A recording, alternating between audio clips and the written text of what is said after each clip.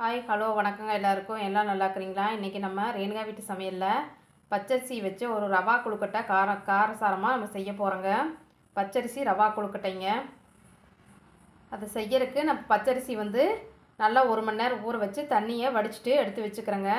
துணியிலெல்லாம் ஆற போட வேண்டியது இல்லைங்க. காட்டன் துணியிலெல்லாம் தண்ணி மட்டும் வடிச்சிட்டு ஒரு 10 நிமிஷம் வச்சா போதுங்க. தண்ணி சுத்தமாக வடிச்சு எடுத்தால் இந்த மாதிரி உதிரி உதிரியாக இருந்தாலே போதுங்க. இதை நான் கொரன்னு ரவை பதத்துக்கு அரைச்சி எடுத்துக்கிறேங்க. இது ஒரு மிக்சி ஜாரில் நம்ம சேர்த்து அரைச்சி எட்டு வந்துடுறேங்க. பாருங்கள், இந்த மாதிரி கொரன்னு அரைச்சி எட்டு வந்தாச்சுங்க. மாவு இருக்குங்க, அதில் குரண பதமாகவும் இருக்குங்க. பாரு, இந்த மாதிரி கொஞ்சம் ரவை வெள்ளை ரவை எப்படி இருக்குங்க அந்த மாதிரி இருக்கணும். ரொம்ப பெருசாகவும் குரணை இருக்கக்கூடாதுங்க. கொஞ்சமாக மாவு கூட கொஞ்சம் வெள்ளை ரவை கலந்த மாதிரி இந்த பதத்துக்கு அரைச்சி எடுத்துக்கலாங்க. பாருங்கள், எந்த கப்பில் அரிசி எடுத்தனோ அதே கப்பில் தேங்காயும் அதே அளவுக்கு துருவி எடுத்து வச்சுக்கிறேங்க. ரெண்டையும் வச்சு நம்ம இப்போ எப்படி நம்ம அரிசி ரவா கொழுக்கட்டை செய்யலான்னு சொல்லி பார்க்கலாங்க. பாருங்கள், ஒரு வானொலி வச்சுக்கிறேங்க. இதில் தேவையான அளவு ஒரு 2-3 ஸ்பூன் ஆகிற அளவுக்கு எண்ணெய் சேர்த்துக்கலாங்க. நம்ம இது நீங்கள் ரேஷன் பச்சரிசி இருந்தாலும் எடுத்துக்கலாங்க. அரிசி ஊற வைக்கிறது மட்டும் 1 மணி நேரம் ஊற வச்சுட்டு அதுக்கப்புறம் தண்ணி வடித்து ஒரு 10 நிமிஷம் வச்சிடணுங்க. நான் தேங்காய் எண்ணெய் ஊற்றிக்கிறேங்க. தேங்காய் எண்ணெயை ஊற்றி செஞ்சோம்னா இன்னும் மணமாக இந்த கொழுக்கட்டை நல்லா டேஸ்ட்டாக இருக்குங்க.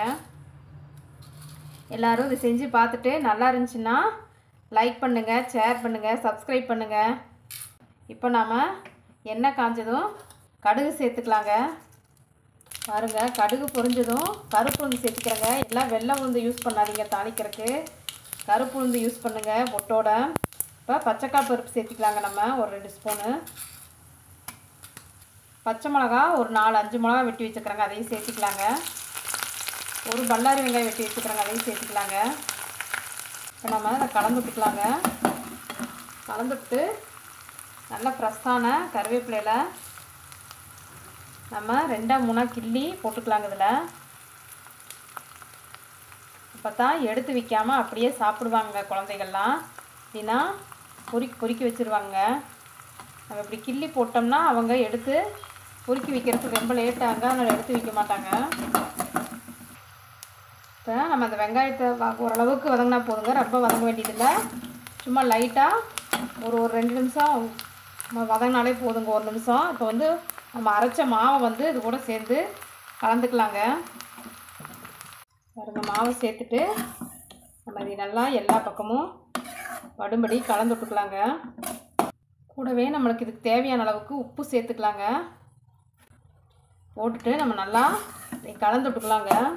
இந்த கட்டியாட்டு இல்லாமல் ஈரப்பதம் இல்லாமல் இது நல்லா வறுவிட்டு வரணுங்க இந்த மாவு. அப்போ தாங்க நம்மளுக்கு நல்லா கொழுக்கட்டை உதிரி உதிரியாக நல்லா சூப்பராக டேஸ்ட்டாக வருங்க. நம்ம விநாயகர் சதுர்த்திக்கு இந்த கொழுக்கட்டை செய்யலாங்க. ஏதாவது சாமி கும்பிட்றப்ப, வெள்ளிக்கிழமை செவ்வாய்க்கிழமை விசேஷ தினங்களில் சாமி கும்பிட்றப்ப நெய்வேத்தியத்துக்கும் இது மாதிரி கொழுக்கட்டை செஞ்சு எல்லாத்துக்கும் பிரசாதமாக கொடுக்கலாங்க. டிஃபனுக்கு இட்லியாக சாப்பிட்டுட்ருக்கறக்கு இது மாதிரி டிஃப்ரெண்ட்டாக செஞ்சு கொடுத்தாலும் சாப்பிடுவாங்க. குழந்தைங்க ஸ்கூல் விட்டு வர்றப்ப கொஞ்சமாக செஞ்சு அப்போவும் ஸ்நாக்ஸாகவும் இது கொடுக்கலாங்க. எப்படி வேணாலும் நம்ம இதை யூஸ் பண்ணிக்கலாங்க. காலையில் டிஃபனு, நைட் டிஃபனு, எந்த டைமில் வேணாலும் யூஸ் பண்ணிக்கலாங்க. இது நம்ம ஆயிலில் பொரிச்ச ஐட்டமாக செஞ்சு கொடுக்கறக்கு இந்த மாதிரி ஹெல்த்தியான ஸ்நாக்ஸு சாயந்தரம் ஸ்கூல் விட்டு வந்தது நம்ம குழந்தைகளுக்கு ஈவினிங்கு செஞ்சு கொடுக்கலாங்க. நல்லா லைக் பண்ணி சாப்பிடுவாங்க. உடம்புக்கும் ரொம்ப நல்லதுங்க. பாருங்கள், இப்போவே நல்லா உதிரியாக அந்த ஈரப்பதமெல்லாம் போய் சூடேறினோடனே நம்மளுக்கு ரவா உப்புமா மாதிரியே இருக்குது. பாருங்கள், தீஞ்சு போயிடாமல் நம்ம ஒரு 2-3 நிமிஷத்துக்கு மட்டும் இந்த மாதிரி கலந்து விட்டுக்கலாங்க. பாருங்கள், எங்கேயுமே கட்டிகளே இல்லைங்க, எல்லாம் உதிரியாக நம்மளுக்கு வறுவட்டு வந்துருச்சுங்க. இப்போ நம்ம அதை துருவி வச்சுக்கிற தேங்காயும் கூட சேர்த்திக்கலாங்க. நல்லா கலந்துவிட்டு வதக்கிட்டுக்கலாங்க. நல்லா கலந்துவிட்டு நம்ம அடுப்பு ஆஃப் பண்ணிவிட்டு மல்லி இலையில் சேர்த்திக்கலாங்க. மல்லி இலை சேர்த்தி நல்லா கலந்து விட்டுக்கலாங்க. நான் அடுப்பு ஆஃப் பண்ணிட்டேங்க.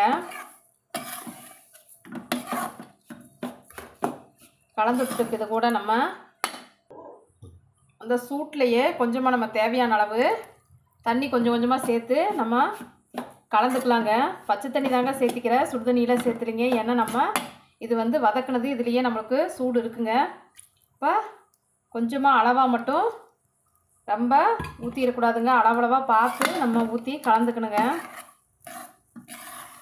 ஒரேடியாக ஊற்றுனோம்னா தண்ணி மாதிரி குளக்குளன்னு ஆயிருங்க.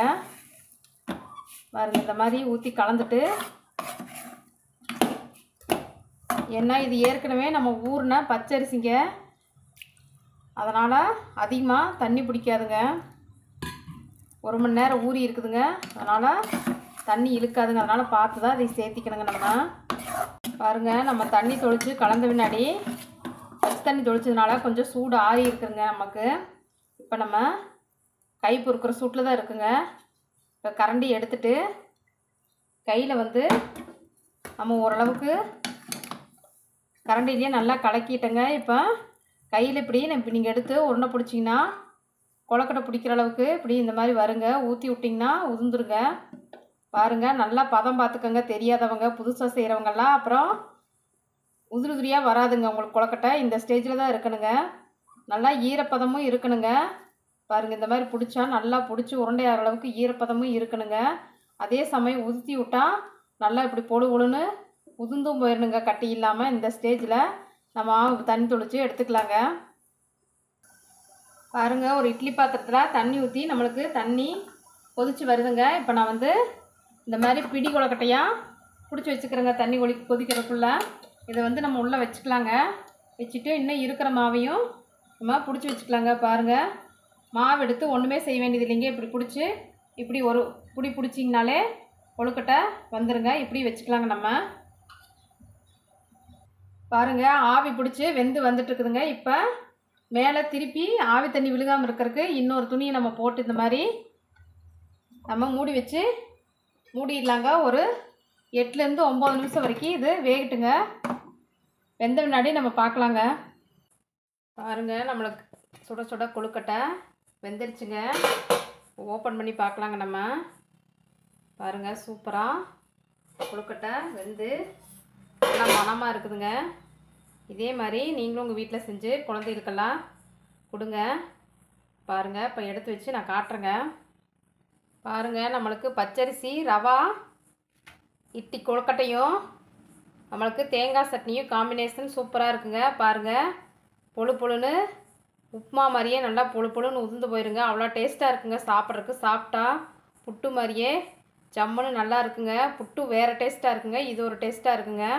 நீங்களும் வீட்டில் செஞ்சு பார்த்துட்டு எப்படி இருந்துச்சுன்னு சொல்லுங்கள், கமெண்ட் பண்ணுங்கள். நன்றிங்க. நாளைக்கு இன்னொரு சமையலில் நம்ம சந்திக்கலாங்க.